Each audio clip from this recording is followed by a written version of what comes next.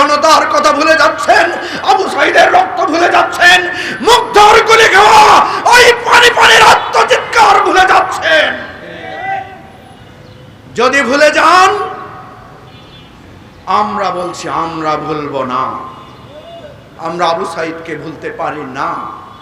আবু সাইদ এই প্রসারিত বক্ষের ওই রক্তের ফোঁটা ভুলতে পারি না, যেমনি ভাবে ভুলতে পারি না মুক্তিযুদ্ধের শহীদদেরকে, যেমনি ভাবে ভুলতে পারি না ভাষা আন্দোলনের সালাম বরকত রফিক জব্বারকে।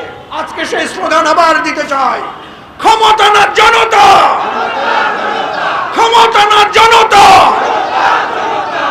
হে বিএনপির বন্ধুগণ এবং বিএনপির সাথে মেনন এবং ইনুকোটায় আশ্রয় পাওয়া আমাদের সে সকল বন্ধুগণ, আপনারা আজকে জনতা থেকে বিচ্ছিন্ন হয়ে ক্ষমতায় গিয়েছেন।